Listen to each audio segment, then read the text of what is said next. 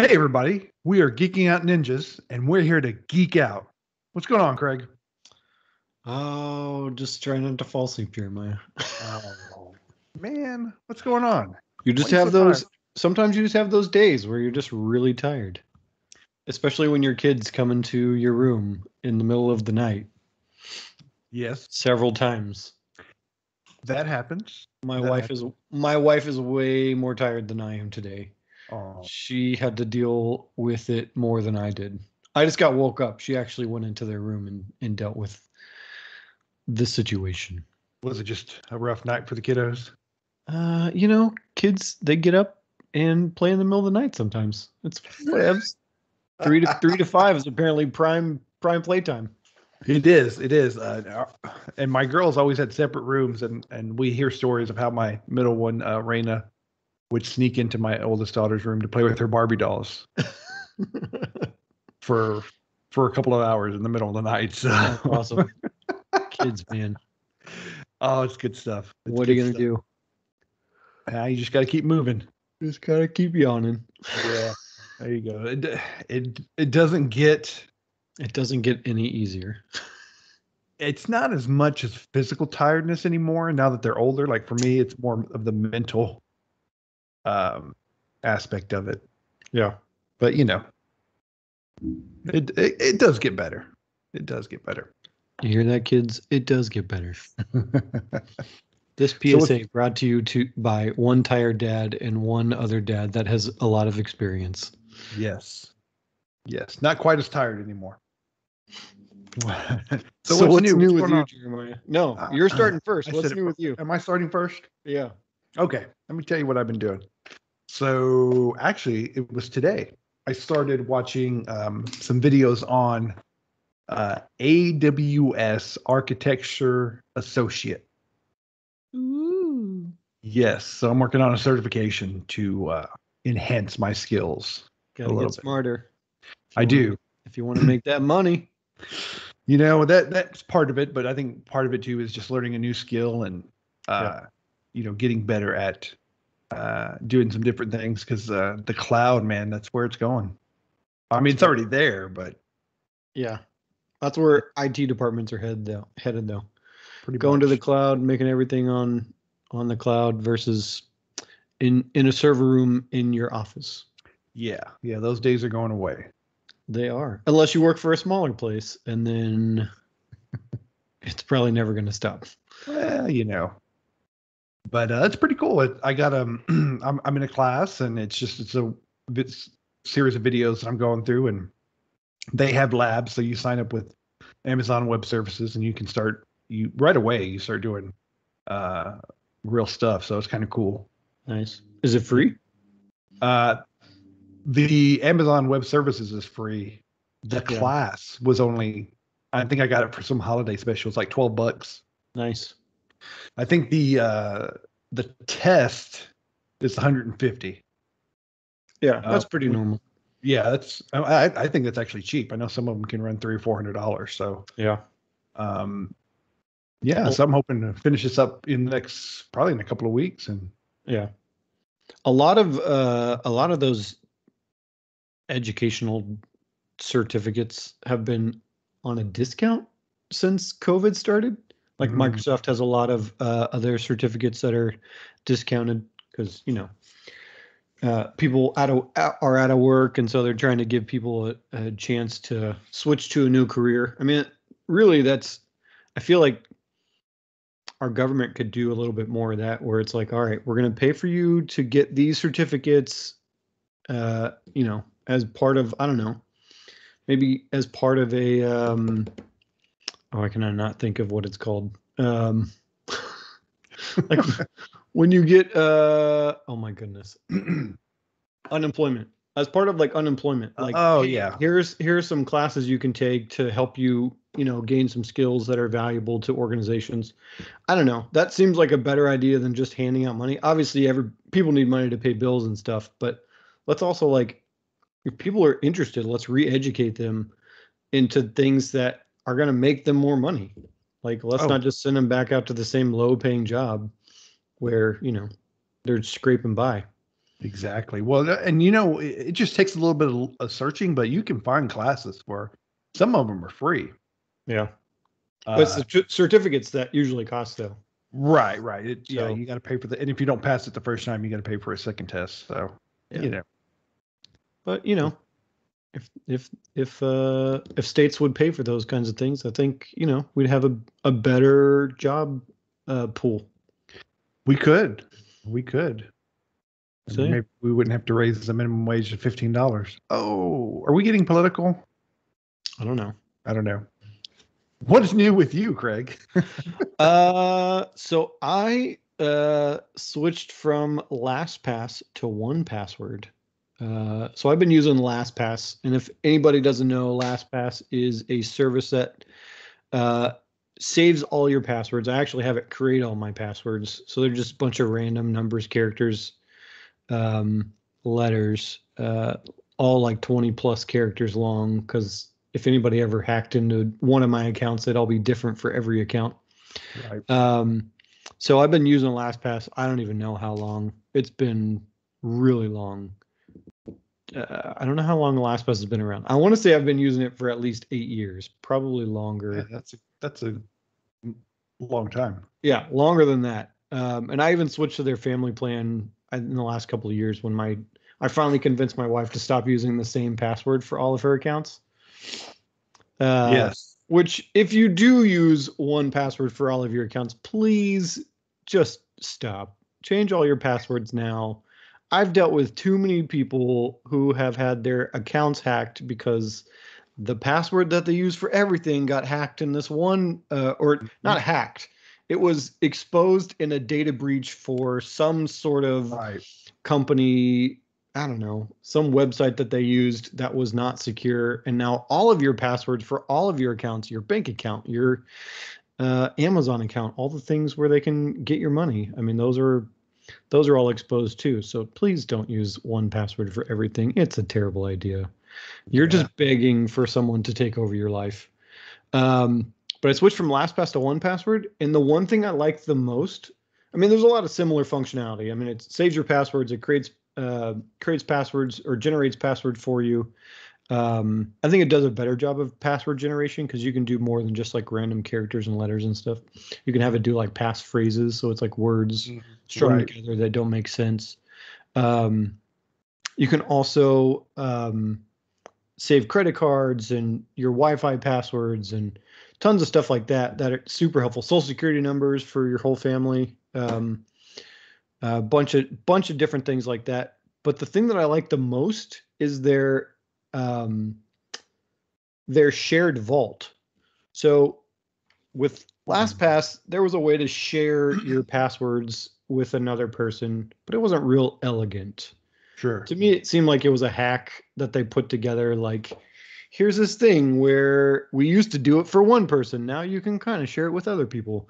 But 1Password, like, they created a whole separate vault, which is what they call like where you store your passwords. So you have your personal, your private vault that only you can see, and then you have a shared vault where whoever you want to share it with, up to I think like 5 or 6 people, can look at all those passwords, can log into all those accounts, and it just makes life so much easier. I haven't set my wife up with it yet because I wanted to get a little more familiar with it with my personal passwords. I shared like 120 or 30 passwords with my wife. Whoa.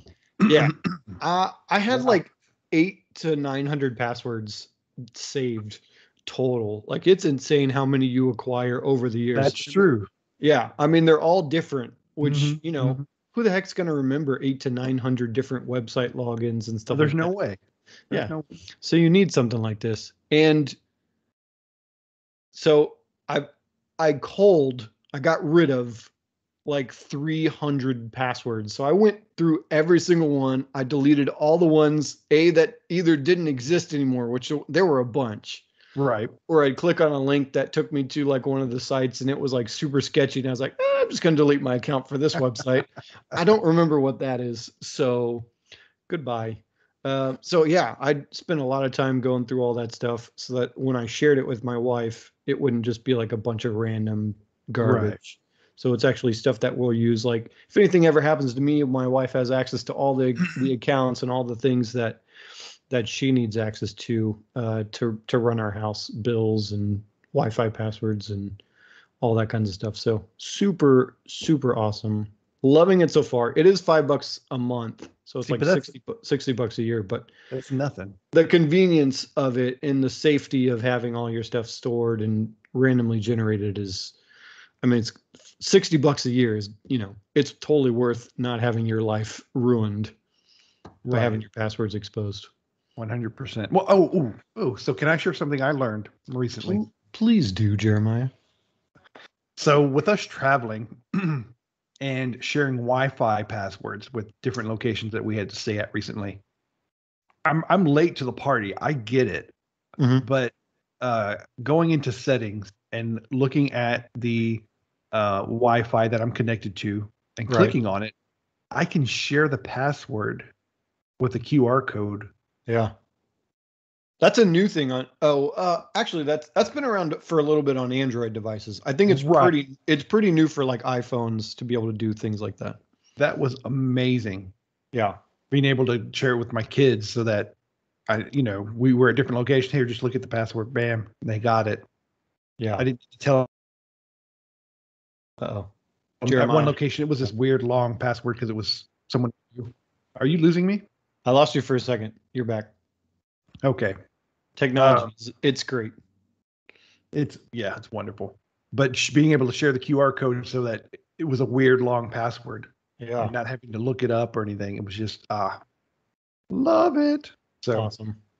That was great. That's something I learned last week. The future is here, Jeremiah. You can actually, what's kind of cool is you could print out like a QR code or something like that and put it in your house. So when you have guests over, you don't have to tell them the password or something. They just scan it and they're connected. And I knew that, but I guess it just didn't click that it was on the phone. I guess I hadn't really switched Wi-Fi's in a while. So if you don't do it, you don't know. I know. But so I hope that helps out. We're done. Hey, that's it. All right. Here we go. Talk to y'all next week. Hope you enjoy this podcast. Let's not talk about the interesting stuff now. Right. No, we got some stuff good. We got some good stuff today. We're going to talk about the pre-cap. I'm bringing the pre-cap back. Bring it back. What do we got? We're going to talk a little bit about space and a whole lot about our favorite movies we would watch and bring with us on a desert island. Dun, dun, dun. I don't know if that music really went with that. Sure. I kind of made it sound like that, didn't I? It was kind of ominous the way you said it, but. So, yeah. Jeremiah, you are up first, my man. All right. So my article gets to go first? So I found this one pretty interesting. Should I share my screen? Sure. If you want to. Let's do that. That way people can see what we're looking at. Let us do that. Let's see if I pick the right one. Here we go. Japanese billionaire invites 8 people to join the SpaceX mission around the moon. Really fascinating. I guess this has been out before, but it kind of came back to light. So this artist, I think he's an artist, he had opened up, he wanted to do a SpaceX mission and invite 8 other artists to join him. I think you lost me for a second. I still hear you. You can hear me okay. Yeah. So he was going to open it up to 8 other artists to join him on a mission around the moon and back, which is pretty interesting. But he decided to open it up, and I think I'm going to apply just to apply. And I encourage everybody to do it. He's actually going to take 8 people with him.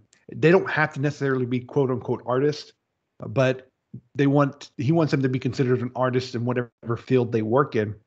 Well, he also wants applicants should be seeking to push the envelope in their field of work by going to space to help other people and greater society in some way. And they should be willing to support their fellow crew members during the journey. This guy's filthy rich. If he's exactly, he's paying for it. He's totally paying for this. This is not like an inexpensive thing to do when I don't know. Is this all on the same mission? Yes. Because SpaceX hasn't had a mission where they've had this many people. I think 5. They had their last one was a 4-person crew. I think it was 4 or 5 to the space station. So 8 passengers. That's a lot. Well, actually, I think he's looking for 12 to 15 passengers total. Or I'm sorry, 10 to 12 passengers in total is what he's saying. Of course, this is actually on their Starship. Sorry, this is on their Starship, which they're still developing, which is another news article we'll talk about in a minute. But yeah, so this is a much larger craft. Right. Because he's planning for 2023. Is what he's planning for. And now there is another billionaire who is planning a mission on the Dragon spacecraft. Yes. That he's hoping to get off this year, but he's actually raising money for St. Jude's Hospital. So I think it's more of a kind of like an auction where, you pay to be a part of this. Yeah, that makes sense. But this is just fascinating that there's already plans for these kinds of missions. And what do you, I assume there's going to have to be some kind of training to be able to handle the G-forces and be able to handle zero gravity. And could you just imagine some guy with a beer gut hanging out in space? Well, and then trying to figure out how to use the facilities. It's like it's like a zipper suit in a sense, from what I've heard from the ISS.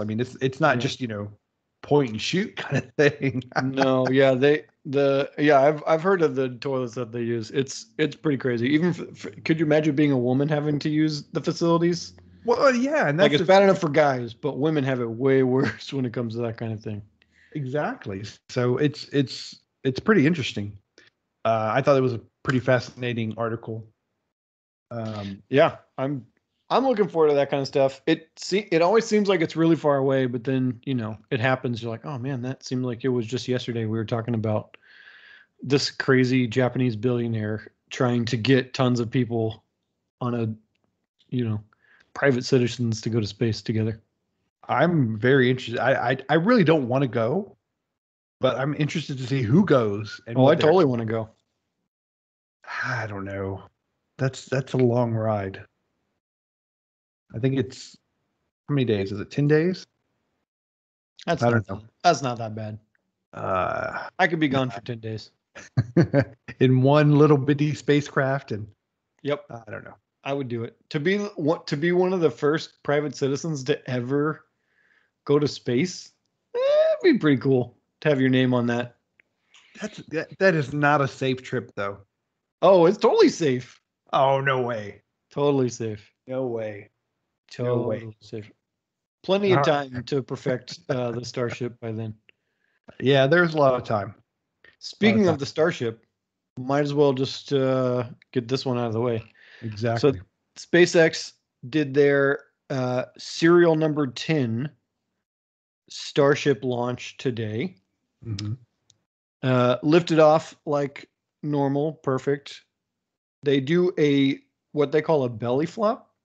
So they're trying to slow the momentum of the craft by essentially, instead of the rocket, being up and down vertical, it goes horizontal. So it kind of looks like an airplane for a little while. So it creates a lot more drag to slow it down.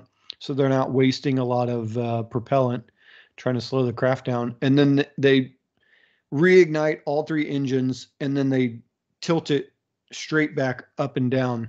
So this is the first time that they actually landed it. This is their 3rd attempt that they landed it on its fins on the bottom. So the first 2 that they tried exploded spectacularly. And, they got tons of data from it. They learned a lot of lessons, obviously. Mm-hmm. And this one they actually landed. What was interesting is that at the end, as it was landing, you could see a little bit of fire coming off of like one of the fins on the ground. And so they had like these huge water cannons shooting at the Starship. And then I think a couple minutes later, after they had cut the live feed, it blew up. sitting on the tarmac. It blew up into a huge fireball. So I mean, you got both events right there, right? It landed successfully, but it also made a huge explosion. Who doesn't like a big explosion? Right. Well, they're learning.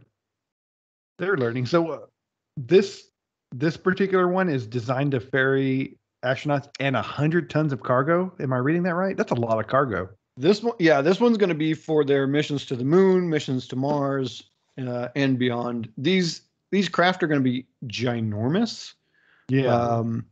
They're going to be used to resupply, like other starships in orbit, like fuel. Mm-hmm. They'll ferry fuel up, refill, and then once they've done it enough times, they'll send it off into like Mars or something like that. But I don't know. This is like crazy to watch spacecraft be tested in this manner, because normally it's like you spend billions, tens of billions of dollars to create these spaceships, and then you eventually see it. They test it a couple times, and it either works or it doesn't work. It never explodes like this usually. Right. But they're just going so fast. The last launch was like less than a month ago. Mm-hmm. So the fact that they're, have so many, they actually have another one sitting on the launch pad, like ready to go as soon as they get FAA approval to do another one. So, I mean, they're iterating so quickly, mm-hmm. and they're learning so many lessons so quickly. It's kind of amazing to watch. This kind of space craft getting tested. That's crazy. I'm loving it. I love watching it. It's always fun to spend a couple minutes. It usually takes like 7 minutes to do quick 10 kilometers up in the sky, comes back down. It either explodes or it lands. Either way, you have a good time. Exactly. Well, I want to move on because you know my addiction to it's not an addiction. I like TikTok. Your love of TikTok. We found out in one of our previous episodes that one of Jeremiah's can't live without apps is TikTok. It is. You should go back and watch that episode or listen to that episode if you have not listened to it. My wife laughed so much at that episode. I was going to say it was probably, so far one of our better episodes. So, with that said, I love TikTok. I won't get into it again. I love TikTok. So, what I'm looking at now is that Netflix has created a TikTok clone. So basically, you can now go to your Netflix app and, well, I don't think it's launching yet. It's going to be soon. But you can watch funny clips of different Netflix shows or different outtakes, TikTok style. And that's just fun. I mean, essentially, a lot of people do it on Facebook already. People do it on TikTok. Why not do it with Netflix? And it's going to help them highlight, a lot of different content that they have. They have a lot of stand-up comedy. Did you know that? And it looks like I have lost connection. So I think them latching onto my back. This concept really fits in with the way Netflix is going with the comedy specials. So it's kind of my guess is you're probably going to get little snippets of jokes and little blurbs here and there. But Jeremiah's joined us back. I'm back. I was just apparently you were talking too. I was just going on and on until I realized I didn't hear any response yet. You was gone. I was gone. It may make the episode better. Or maybe I was gone. I don't know. I think you were there. We're going to find out later when we go back and watch the recording who was or wasn't on the recording. I blame my internet service provider. I am not happy with them. I did see my internet actually disconnected on my computer, so I'm not sure. It may have been me. We won't know till. Well, you're recording. Yeah, but I'm not sure how that works if I drop out. Well, it's recorded in the cloud. What an exciting time. The cloud is the future, Jeremiah. as we learned earlier, this is something maybe that I could repair here maybe in a couple of weeks after taking my 16 hours of class. If you could work with Microsoft to fix their programs. Well, I'm going to be with Amazon. I know Microsoft only has like a 20% market share of the cloud services, and Amazon has 50. Gotta get in the big times. Yeah. I don't know. So the TikTok of Netflix. Yes, I think we were talking about the same thing about comedy specials. Yeah, and so we'll find out who won out in those. It could just be both of us talking and nobody getting in edgewise. Exactly. It's going to be fun. I think TikTok is great. I think anybody that tries to emulate that's probably going to be pretty good too. We'll see. YouTube's doing the same thing. So yeah. All right. What do you got left for us? Some good news. So as everybody knows, COVID-19 vaccines are going out to people. They have been mainly focused on people over 65 or people with pre-existing conditions that are affected by COVID. But now they will be targeting teachers with the vaccine, which should have been to me, they should have been one of the first people to begin with. I mean, they're putting their life on the line, teaching your kids. Like, why wouldn't you want to put them one of the first people?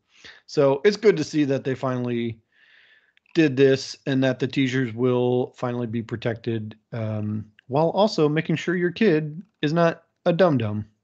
Yes. Hopefully it's only the good teachers. No, I'm just kidding. They're all good teachers. Sure. I'm sure we all have stories of a teacher or two that we probably could have done without. But yeah, I agree 100%. This is something that's going to be great because we know that children are pretty much carriers of it and they're not necessarily affected. So it's great to have our teachers be protected since they're the ones that, for the most part, interact a lot with our children. They do. Is it going to be all teachers or just all teachers, even like pre-K teachers? Oh, wonderful. Anybody who works for a licensed childcare provider. So, if you do center-based or family care providers, it's like everybody, bus drivers, the whole lot of them. Yeah. Get them all vaccinated. Let's get these people safe. Exactly. 100%. Totally agree. And now to our main topic of the evening, Desert Island movies. Yes. This is what I've been waiting for. Because I'm kind of interested. I've been waiting for you to talk about your picks. Well, and I like your picks. You probably don't like mine so much. I do like yours. I actually like all of those movies. I want you to start because I like your movies too, except the one I don't know that I've seen it. You've never seen? Yeah, I could see that one. Yeah. Or I could see that you would not have seen that one. Maybe I'll start with that one then. Yeah, why don't you start with that one? So my first pick is a little movie called Into the Wild. So Into the Wild it's a very interesting story. It's not for everybody, but it's one movie that really caught my interest when it came out in, I don't know, like 2009 or maybe before that. It's a story of a kid who graduates college, and it's based on a true story, I guess I should say. There's a book, and obviously the movie, and there's been some other stories around this kid's story. But he graduates from college and essentially gets rid of all of his worldly possessions, if you will. Mm-hmm. He's gonna go on this adventure and kind of find out who he is. And he ends up, I think he starts off in California, and he essentially he loses his car at one point in the story. I'm not going to go into all the details. It's a great movie if you haven't seen it, by the way. So I recommend it. And then has to hitchhike. And so he hitchhikes across America, ends up in like North Dakota for a while, eventually ends up in Alaska, which is his final destination. I mean, there's great cameos. Vince Vaughn is in this movie. He plays a really he's a more serious character, but he's kind of like a mentor to this kid. But he ends up in Alaska, in Denali National Park. It's a real famous place. People, for the longest time, would go to this bus, which is where McCandless, I can't think of his first name. I don't know why I can't. Chris McCandless, the real guy's name. He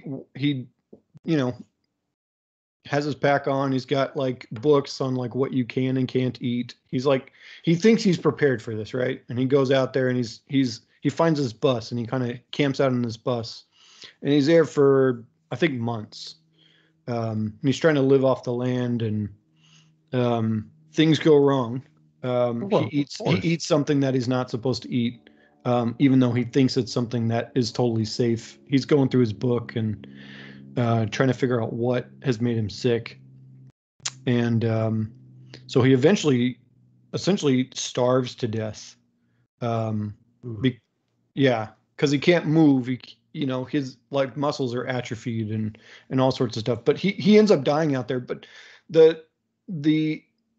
wait, he dies? He dies. He dies out there. In the movie, by the way. Yeah. Well, I mean, it's not a huge mystery. To me, the best part of the movie is not that he dies at the end. I mean, well, I do like movies where it's not a conventional ending where it's like, oh, the hero gets out of the wilderness and everything's cool and he goes back to his family and figures out the meaning of life. I do like unconventional endings. My parents will tell you that because I think conventional endings are pretty boring most of the time. Sure. Obviously this is real life, so it's not like one of those, let's throw a twist in there. That'd be weird. But no, I mean, what's sad and what's kind of nice at the same time is, I mean, he finally realizes what's important in life, and it's the people that are in your life, but he realizes it too late. And by the time he realizes it, he's stuck where he is because the snow has melted and the river is too fast and too high to cross where he had crossed when he came in. And so he gets stuck there, starts living off the land. But it's a phenomenally well-told story. It's actually directed by Sean Penn, which surprises me. Yeah. Emile Hirsch is the actor who plays Chris McCandless. But I don't know. I like the idea of just kind of throwing everything off of yourself and just kind of exploring. And I think that's partially why I've been to all the national parks, right? Because I wanted that adventure for myself. Obviously, I didn't do it to the extreme that he did, but I think just going out and getting into nature is something that, unless you do it, you never realize how fulfilling it can be. And so it's not.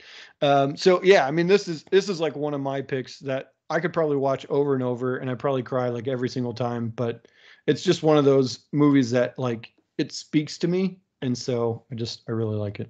Well, that's good. That's good. Yeah, I'm not outdoorsy at all whatsoever, so I would disagree with some of your comments there, but I understand. I understand where you're coming from. Like I said, to everybody, has their own opinion of the movie. That's right. I'm sure it's a good movie, but yeah. All right. What's your first pick, Jeremiah? All right. So I'm going to save my favorite for last. Okay. But I'm curious what your favorite is. It's.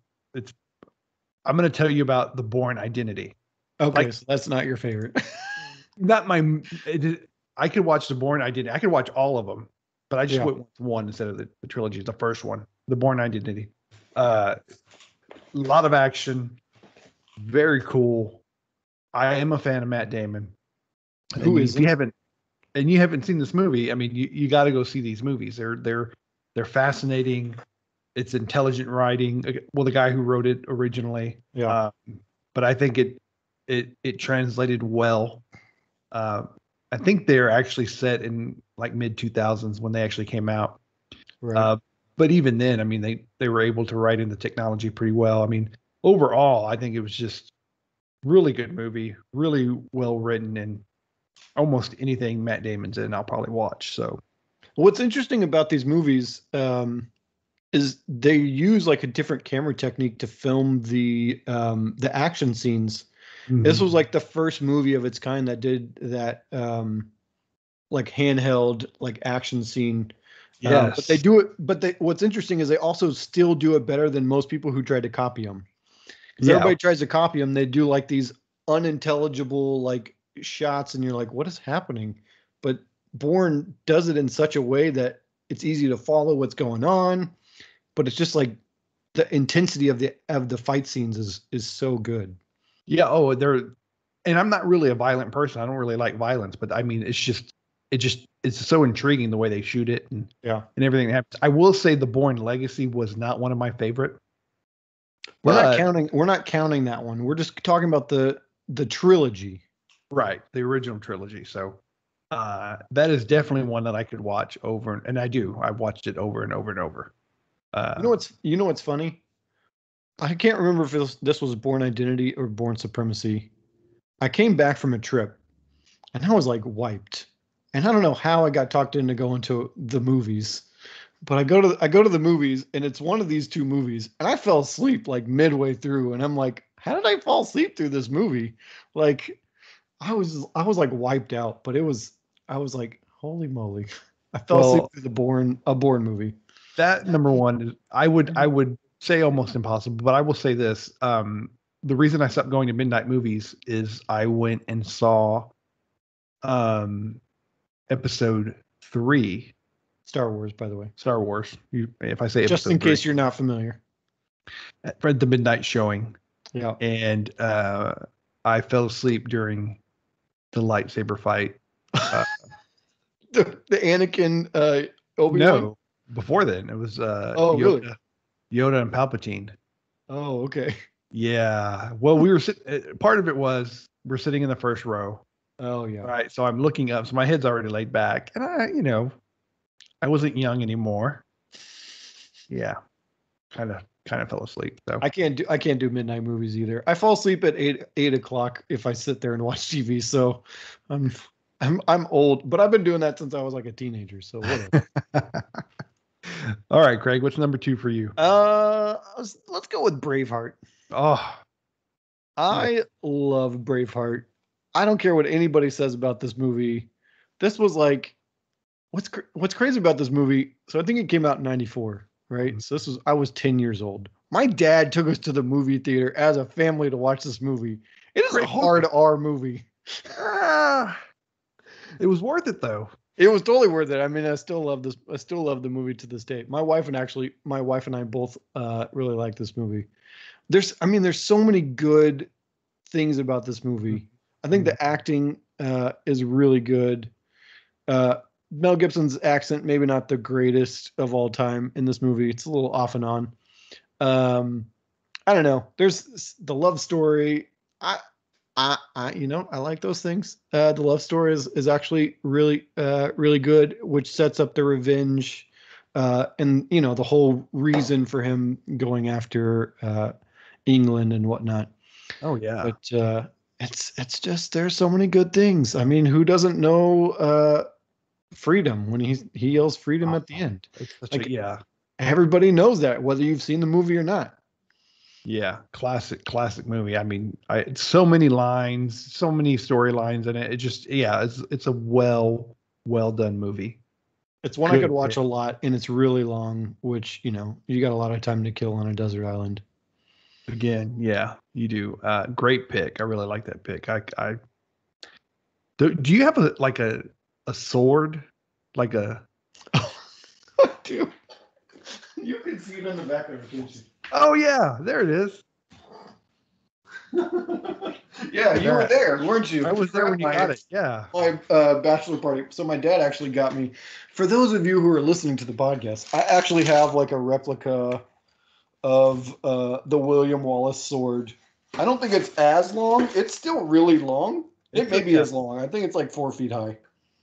That's pretty good. But yeah, it's not sharp, but it It looks a lot like it. Have you ever like just popped it out and played with it? You know, I normally when I play with swords, because you know I'm a 36-year-old man, I play with my lightsabers because they're plastic. But they're plastic. Oh man, I have a great story about that actually. Once I resheath my sword here. So my wife and I, this is before we had kids. I have like a green saber and a red saber. Like the cheaper plastic ones, not the really expensive one that I showed last week. We were outside on the deck of our front porch, and we were having it was dark. It was dark outside. We had the sabers glowing. We were doing like a play fight on the patio, and this car drives by, and we both turn off our sabers like we're ashamed of what we're doing. Like nobody should be seeing this. We both turned it off like in sync, not saying a word to each other, and we just like and as soon as the car passed by, we turned it back on. That's going awesome. Yeah. So. You just kind of look at each other like, yeah, be quiet, be quiet. We were kind of laughing after we turned it off. That is awesome. Love it. I love it. All right. My second movie, Avengers Endgame. I like the MCU, and I couldn't pick one. You got to pick the last one, right? I had to pick, the Endgame. It was just a culmination of the 10 years prior, and the ending, all the characters coming in. He just finished the story, and I couldn't, I like so many of them. I just had to go with the end one. What's kind of funny? Yeah, I mean it's a really good movie. If you're into any of the previous Marvel Cinematic Universe movies, like this does a great job of wrapping everything up. Mm-hmm. And you get satisfying conclusions to some of the characters' endings. I won't say anything just in case you still haven't seen this for some reason. I think you could. It doesn't matter. But if you want to be nice, you can be nice. I'll be nice. No spoilers. But yeah, I debated about picking a Marvel movie myself for my last movie. I really like the first Iron Man, the movie that started it all for the MCU. Like I like it as a standalone story. Like I don't care. Like I don't need to watch the rest of the Iron Mans or the rest of the other Marvel movies. Like I could watch Iron Man 1 like over and over and I'd totally be satisfied. I didn't even see that one probably till 2011 or 2012. What? I didn't see it when it came out because I thought, oh, Iron Man. Why did you pick Iron Man? You know what's crazy? I actually liked Iron Man a lot. I would watch the cartoons when I was a kid. Really? Yeah, that was like one of the few that I was really into. So when they had like an Iron Man movie, I was like, sign me up. Wow. No, he was just not one. I was big Spider-Man, Batman kind of. He's definitely like a B-level star for the Marvel comics, but. Yeah, when I finally saw it, I was just so ashamed. Like, why did I? It was a great story. I thought, why did I wait so long? It was really good. Yeah. So it's kind of crazy that you picked the end and I almost picked the beginning as one of our top 3 desert island movies. I know. That's good stuff. Tell me number 3. My last one was my favorite movie for the longest time. I grew up watching this movie like every day after school, I think. You picked really good movies. I thought, oh my gosh. Back to the Future is my third pick. I love it. I literally have probably seen this movie at least 50 times, if not closer to 100 times. I couldn't count how many times, but I would literally come home from school and watch this movie. I have like a terrible memory, but I could like recite this whole movie while I'm watching it. That's how many times I've seen this movie. I'm probably right behind you on that too. And it's a great movie. Yeah. Love every minute of it, from him blowing out that gigantic speaker at the beginning to him going to 1955, seeing his mom kissing him. Have you watched any of the documentaries like on making of Back to the Future? Oh yeah, I'm a nerd for all this stuff. Anything I can get my hands on, I will watch. Well, then the story of them, the movie studios wanting to cut that part of the movie out of the script, and I can see that though. It's too much, weird, but it's a little weird, but at the same time, it's hilarious. His face, he plays that so well. Like he's completely freaked out and creeped out at the exact same time. Like, what the hell is my mom doing right now? Like, trying to make out with me. And then she's drinking and smoking, and he's like, what? I don't even know who you are. Like, what is going on? Classic stuff. I agree. It's one of those movies like you think about, like, if I could know my parents when they were younger, like what would they be like? And this is like that wish fulfillment to some extent, but also like you probably don't know your parents as well as you think you know your parents, and you're going to be shocked by who they are. So exactly. It's kind of interesting. Oh, I love that movie. Love that movie. I watch it. My kids love it too. Brady, it's one of Brady's favorite movies. My youngest. Okay. So I saved my favorite for last. And I will say, whenever this movie is on, it doesn't matter what part of the movie is on, I drop everything and start watching. It's a classic. It's a classic, though, and I read the book. Oh, really? Yeah, I liked the book, but I guess I didn't read it for years after I've seen the movie, a dozen times. But yeah, I don't know what it is, but this movie just it's really probably not the best movie out there, but for whatever reason, it's just near and dear to my heart, and it's Starship Troopers. Yeah, cult classic. It's a cult classic. The acting is okay. The story is kind of okay. I think the thing that makes it really good is it's all tongue in cheek. Like it knows that it's being a certain way. Yes. It's not trying to be like A+ cinema or anything like that. It's definitely a very like playing on propaganda films of like World War II. Exactly. And so there's a lot of that kind of stuff in there, but also the bugs are so obviously fake. Just over the top. In every single way. There was nudity, which, when it first came out was right up my alley as a young kid. Well, and it's just I've never seen any of the sequels or anything else that's been made. Don't do it. They're garbage. They're terrible. They're worse. But this movie, I don't like bugs. And that's a big part of it. Right? I hate bugs. Yeah. Can't stand them. I scream and yell when they come. So the fact that a movie was made that concentrates on killing bugs, like mutilating them, like with bullets, and I can't get over that. I'm like, that is like, man, I need a gun when I come face to face with a bug. And if they were really that size, I don't know that I could do it, but man. Yeah, where they could like chop you in half with their teeth. That would just really freak me out. Even What's funny is one of the propaganda films in the movie where that little girl's like squishing that beetle, and they're like, everybody's doing their part. I don't feel bad for those bugs. I don't feel bad. Classic. Yeah. Yes. That movie, I mean, I don't know. Again, and my wife makes fun of me because if it is on, she has to leave the room because she doesn't like it. She thinks it's stupid, but I will sit there and watch it. I don't care if it's towards the end. It had Doogie Howser in it. I mean, come on. That's true. He played a really, really smart scientist. Yes. I will tell you, I like him as an actor. He's really good.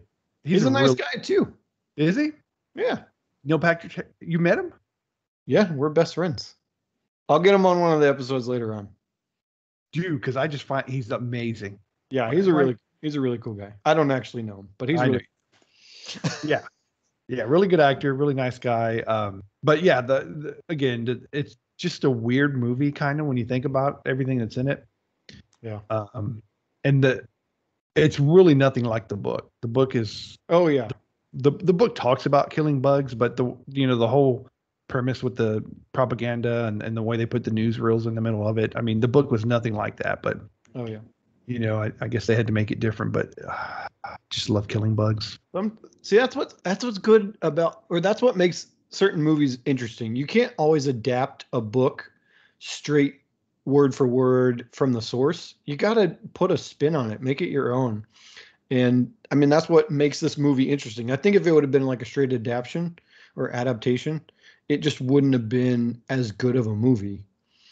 Yeah. And I prefer the movie over the book in this case, which is few and far between, but yeah, 100% watch the movie instead of the book. For sure. Yeah. For sure. Yeah. Awesome. I hope you like our desert movie picks. Tell you what, if you have some of your own, look us up on Facebook, comment on YouTube, let us know what you like and what you don't like. If you think our choices were dumb, tell us about it. If you're a really big stalker, try and call us or text us. Hey. And tell us what those picks are. And we will talk about you, I should say, on the podcast. You'll be a central part of our talk unless we have reported you to the police. Awesome. Well, that's pretty much, I think, what we have for today. Anything else you want to add to this lovely episode? No, I think that's a wrap for me, Jeremiah. All right. Well, I know you're tired. I'm actually more energized now, which will make it impossible to go to sleep. These podcasts, they really just bring out the energized person in me, Jeremiah. That's good. I'm glad we're doing something. We're keeping you up past 8, it seems like. So that's a good thing. That's right. All right. Again, hey, look us up on Facebook. Anywhere you listen to podcasts, comment, let us know what you like, what you don't like. And we'll see you next week.